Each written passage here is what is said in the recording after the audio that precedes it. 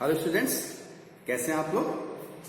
आज क्लास 11 के wave section में मैं आपको बताने जा रहा हूं speed of longitudinal wave.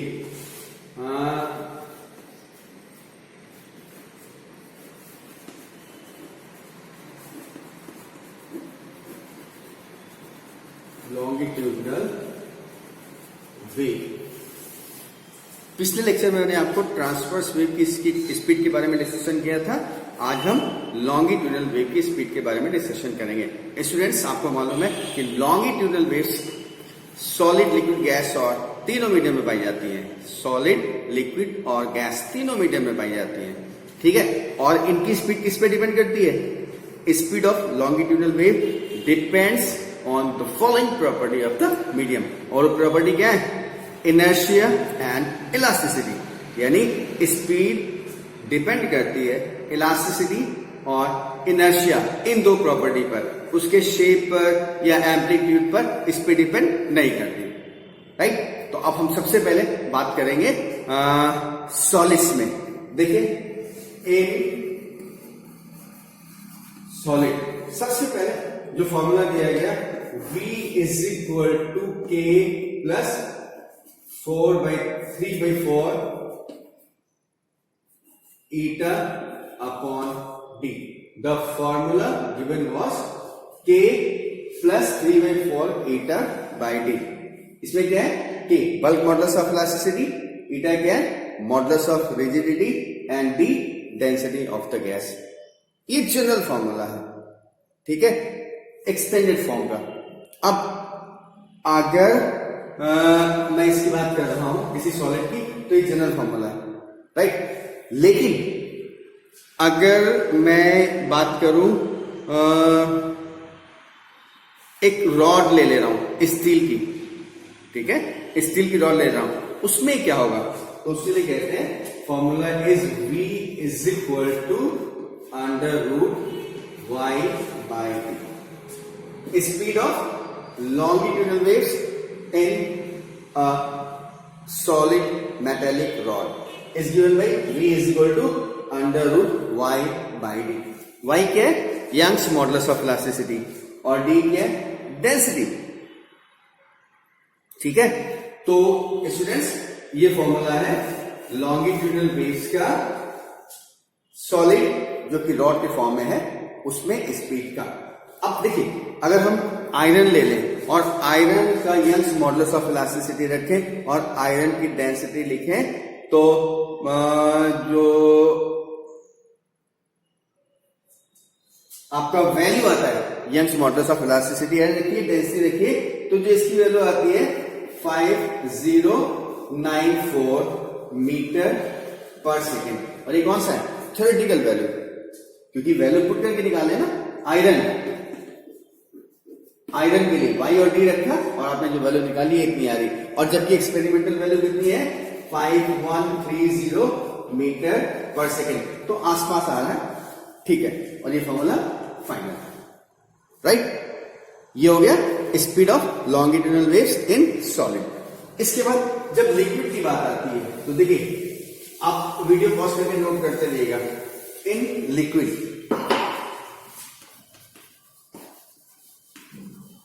Liquid में क्या आता है? V is equal to √K by D. K क्या है? Bulk modulus of elasticity and D is what? D is the density of the liquid, right. तो this is your speed of longitudinal wave in the liquid में bulk modulus of elasticity होता है और density होता है, ठीक। Water का case लिया गया, वाटर का बल्क मॉडुलस ऑफ इलास्टिसिटी और डेंसिटी दोनों पुट किए गए, तो जो रिजल्ट आया वो V क्या आया? दैट वाज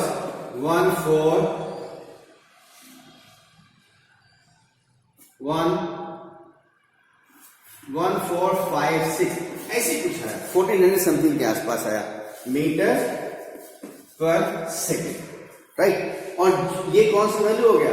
क्योंकि वैल्यू पुट करके निकाले, तो this is your theoretical value, और इसका एक्सपेरिमेंटल वैल्यू 1451 और 1490 के आसपास यही एक्सपेरिमेंटल वैल्यू, तो ये भी इसके आसपास ही है, ठीक है, कहने का मतलब लिक्विड के केस में भी ये फॉर्मूला कंसिडर किया गया, राइट। अब कहते हैं लॉन्गिट्यूडनल वेव का स्पीड इन गैस। नोट कर लीजिएगा, गैस के केस में क्या होगा, देखो इन गैसेस, इन गैस, देखो पहले हमने भी बताया इसके लिए क्या था, V is equal to under root K by D, K bulk modulus of elasticity और डी हमारा डेंसिटी। तो जब मैं लिक्विड और गैस दोनों की बात कर रहा हूं तो दोनों तो आइडेंटिकल है ना, इनको हम फ्लूइड के फॉर्म में कहते हैं, फ्लूइड्स, लिक्विड हो या गैस हो, इन्हें हम फ्लूइड्स में कंसिडर करते हैं।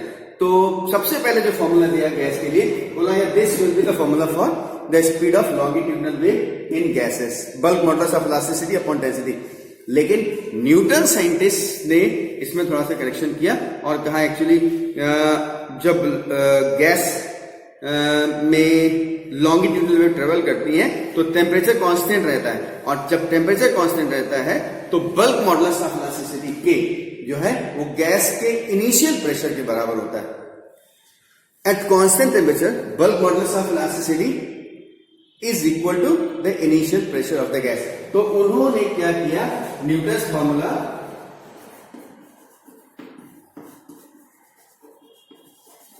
था V is equal to under root P by D. उन्होंने bulk modulus of elasticity K को हटा दिया, ये कहते हुए कि टेम्परेचर कांस्टेंट रहता है लॉन्गिट्यूडनल वेव्स में और इसलिए बल्क मॉडुलस ऑफ इलास्टिसिटी जो है प्रेशर इनिशियल प्रेशर के बराबर होती है। And then this formula was given. तो अब जब उन्होंने फॉर्मूला दिया गया तो इसका इवैल्यूएशन किया जाए, वैल्यू निकाली जाए। तो आपको मालूम है कि गैस के लिए, गैस में एयर, फॉर एयर P कितना होता है 1.01 इंटू 10 टू पावर 5 और डेंसिटी एयर की क्या होती है 1.29। इसको सॉल्व किया, दिस केम 280 मीटर पर सेकेंड। यह क्या ना, राइट। ये क्या है, स्पीड ऑफ लॉन्गिट्यूडनल वेव किसके फॉर्मूले से, न्यूटन के फॉर्मूले से, P बाई डी के फॉर्मूले से, ठीक है। तो अब ये वैल्यू क्या सही है, नहीं, लॉन्गिट्यूडनल वेव यानी साउंड वेव का एयर में 0 डिग्री सेल्सियस पर जो स्पीड होता है दैट इज योर 330 मीटर पर सेकेंड और आया कितना 280। तो ये तो करीब 50 के आसपास कम है और इसमें एरर 17% की है, तो ये एरर एक्सेप्ट नहीं की जाएगी। एरर आई थी, सॉलिड में भी आई थी, लिक्विड में भी आई थी, लेकिन वो 1% 2% के आसपास आई थी, वेरी स्मॉल, और उसको एक्सेप्ट किया गया था। लेकिन गैस की कंडीशन में स्टूडेंट्स जो एरर आ रही है वो करीब करीब 17-18% के आसपास आ रही है और इसलिए न्यूटन का यह फॉर्मूला रिजेक्ट कर दिया गया था। This formula was rejected, right. तो जब ये फॉर्मूला रिजेक्ट हो गया तो करीब करीब 100 साल के बाद, after 100 years, there was scientist Laplace और उन्होंने न्यूटन के फॉर्मूले में करेक्शन दिया। तो अब मैं कहता हूं लाप्लास करेक्शन। देखिए इन गैसेस फॉर्मूला क्या है मालूम है आपको, अब लाप्लास करेक्शन कहते हैं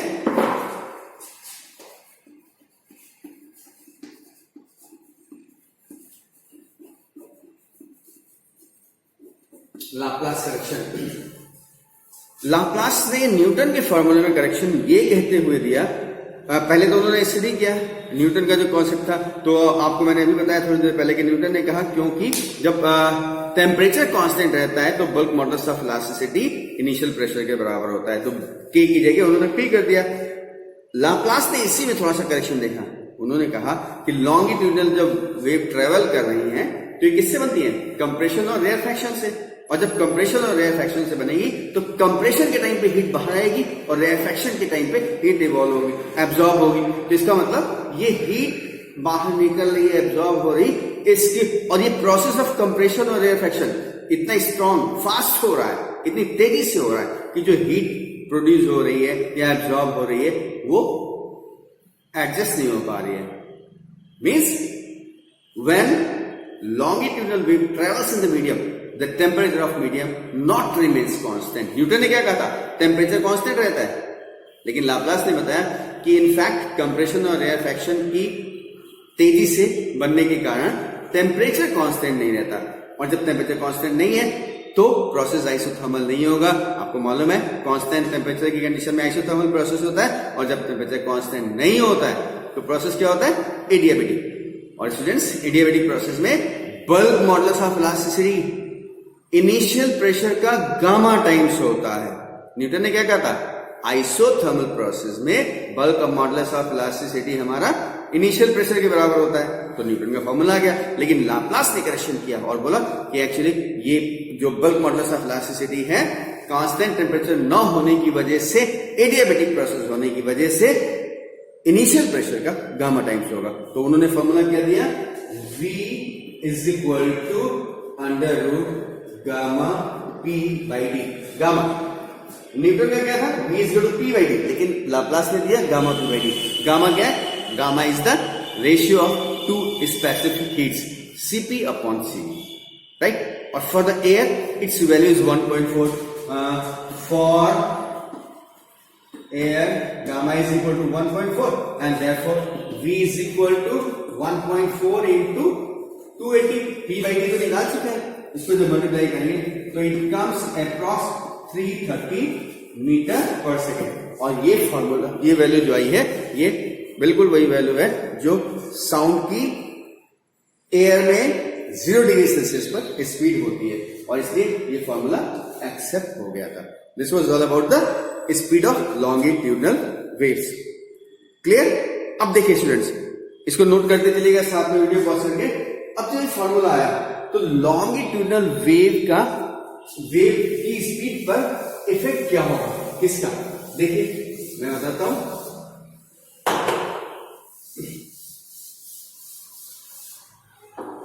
क्या है? Effect of pressure, temperature etc on speed of longitudinal wave।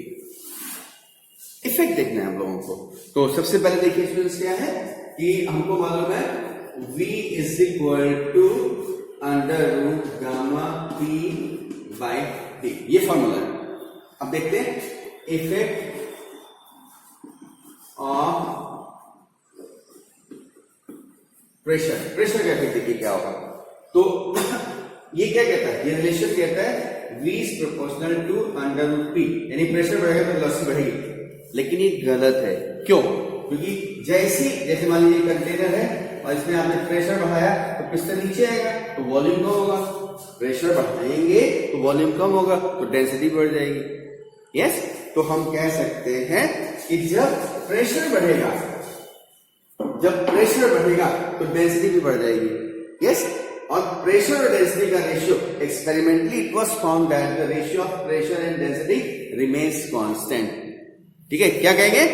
Pressure बढ़ने से डेंसिटी भी बढ़ जाती है और प्रेशर और डेंसिटी का रेशियो कांस्टेंट रहता है, इसलिए क्या होगा? There will be no effect. तो ये जो बताया P प्रोपोर्शनल, ये रॉन्ग है। क्या होगा? No effect. क्यों? बिकॉज प्रेशर बढ़ने से डेंसिटी भी बढ़ती है and P by D remains constant, और इसलिए कोई इफेक्ट नहीं होगा। प्रेशर बढ़ रहा है तो डेंसिटी भी बढ़ रही है, और जब प्रेशर और डेंसिटी दोनों बढ़ेंगे तो P और D का रेशियो रहेगा कांस्टेंट, और जब P और D का रेशियो कांस्टेंट है, गामा भी कांस्टेंट है, यानी नो इफेक्ट। राइट? ठीक है, वीडियो पॉज नोट करिए। अब हम बताने जा रहे हैं टेम्परेचर का इफेक्ट। देखिए, हटा दें? Yes,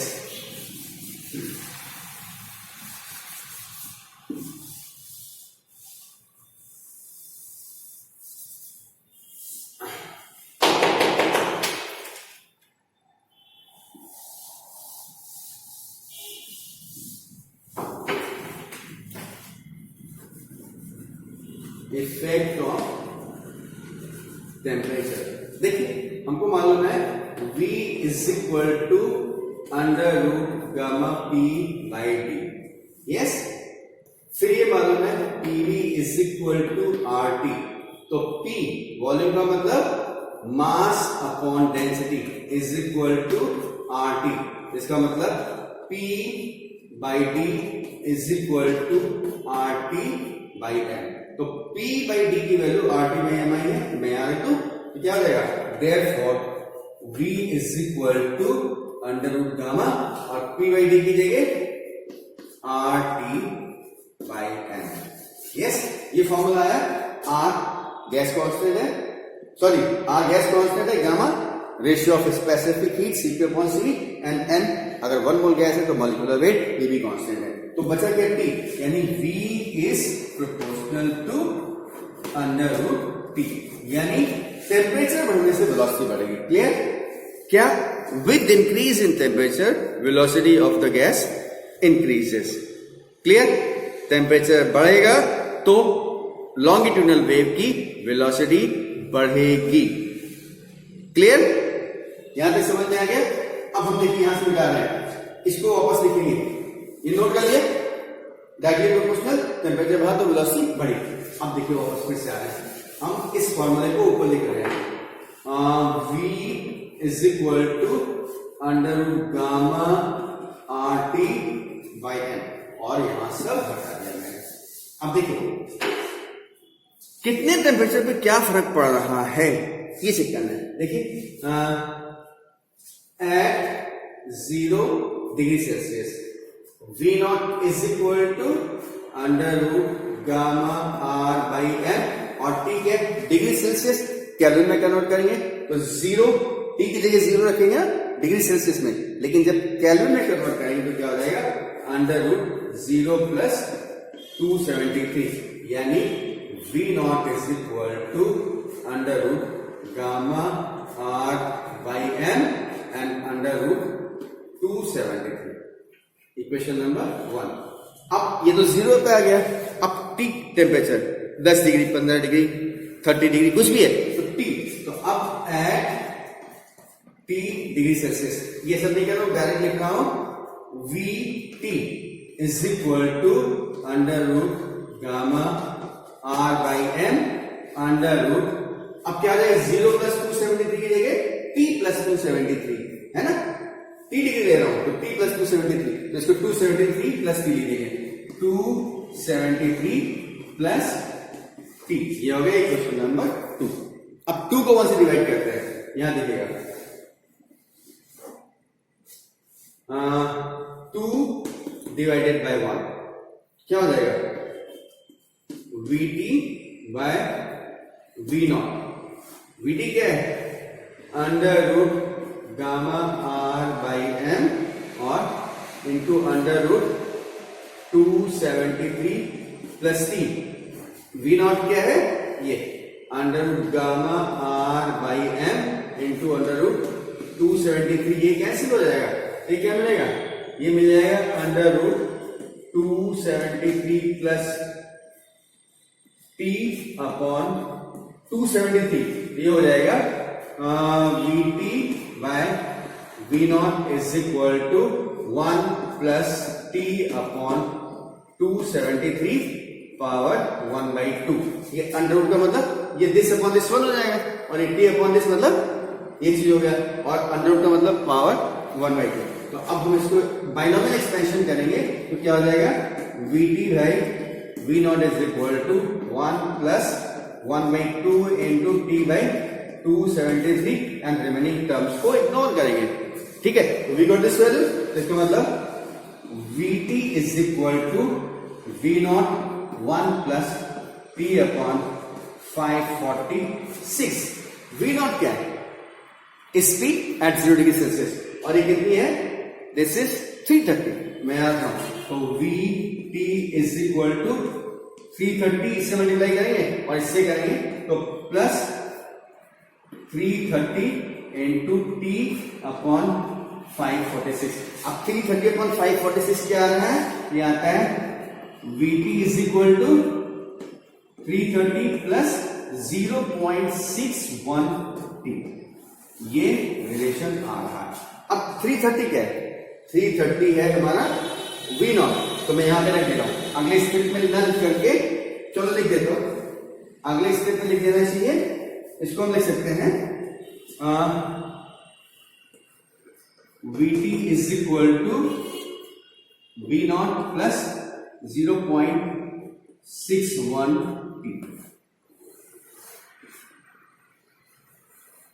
right. इसका मतलब T डिग्री सेल्सियस पर जो आपका वेलोसिटी होगी वो 0 डिग्री सेल्सियस पर जो वेलोसिटी है उसमें 0.61 इंटू टी से मल्टीप्लाई करना पड़ेगा। यानी टी की वैल्यू अगर 1 डिग्री बढ़ रही है तो 0.61, 2 डिग्री बढ़ रही है तो इंटू 2, 0.61 इंटू 2, 3 डिग्री बढ़ रही है तो 0.61 इंटू 3। इसका मतलब ये हुआ कि पहले हमने यहां पे देखा था कि टेम्परेचर बढ़ने से वेलोसिटी बढ़ रही है, और कितनी बढ़ रही है, दैट इज पर डिग्री सेल्सियस 0.61 मीटर पर सेकेंड की वेलोसिटी बढ़ रही है, राइट।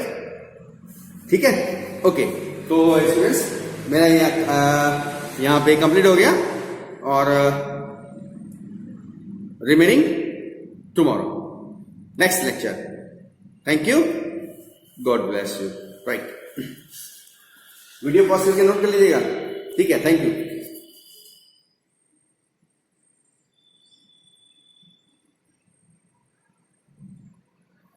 अच्छा स्टूडेंट्स, जो 2 टॉपिक है मैं कंप्लीट कर दे रहा हूं। Effect of humidity.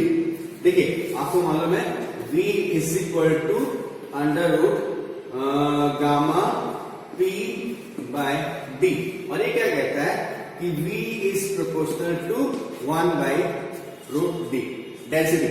और मैं आपको बता दूं 2 तरीके किए हैं, डेंसिटी ड्राई और डेंसिटी ह्यूमिड। तो कहते हैं ड्राई एयर की डेंसिटी ज्यादा होती है, density of dry air is more than density of humid air. तो जब डेंसिटी ज्यादा है तो वेलोसिटी क्या हो जाएगी, कम। तो ड्राई एयर की डेंसिटी ज्यादा है तो यानी वेलोसिटी कम हो जाएगी। तो इसका मतलब डेंसिटी ह्यूमिड एयर की कम है, तो कम है वेलोसिटी बढ़ेगी। इसका मतलब V humid is proportional to 1 by under root D। Clear, इसी से निकाला ना, ठीक है, कि ह्यूमिडिटी बढ़ेगी क्या, V is proportional to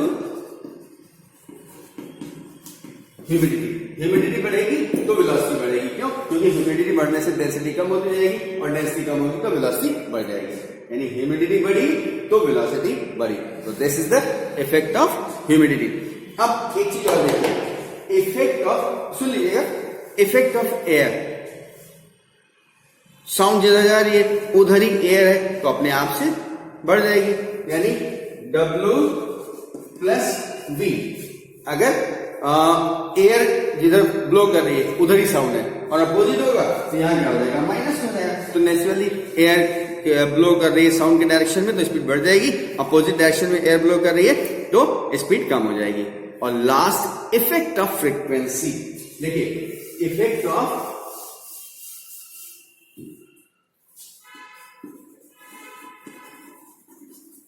frequency, और यहां सीधे सीधे जान लीजिए नो इफेक्ट।